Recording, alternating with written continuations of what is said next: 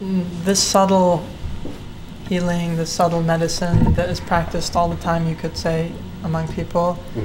I'm curious to know how your teacher in Pakistan, given the context of an Islamic culture and, Pakistani culture, how did he practice that subtle medicine? What did you observe about him in being with patients? Because there's a tendency perhaps for people to come and basically think that all he needs to do is hear my symptoms and write me a remedy and that's it.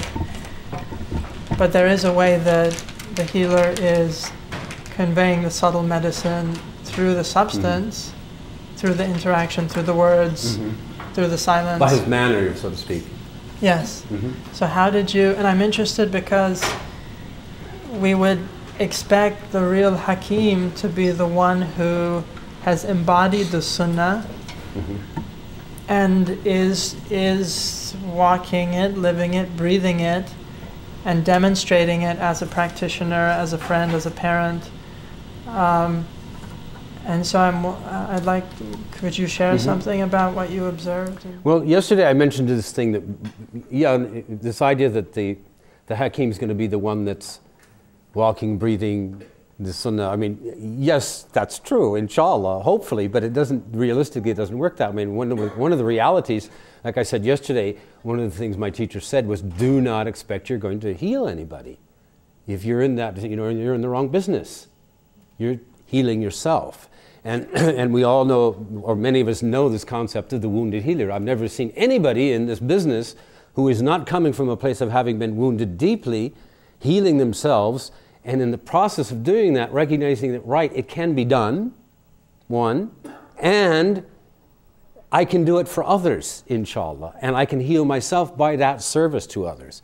So every one of us, and every healer, and every sheikh is going to be one with fault of some kind, with weakness of some kind, with work that needs to be done, from the cradle to the grave, seeking knowledge. And what is that knowledge from the cradle to the grave? But growth and healing, change.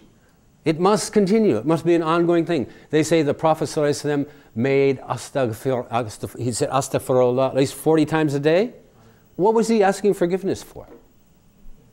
What was he at? He was the Quran walking. He was the perfect human being. So what is he asking forgiveness for? Was he doing something wrong? What was he asking forgiveness for? One sheikh said, because every time Allah raised him to a new maqam, a new higher station, he asked forgiveness for being satisfied with something less than what Allah had designed for him. Allah. So yeah, we are in a process that doesn't end. So we won't be, I talk about hikmah, but I make no claims whatsoever. I tell you, do you see what I'm saying?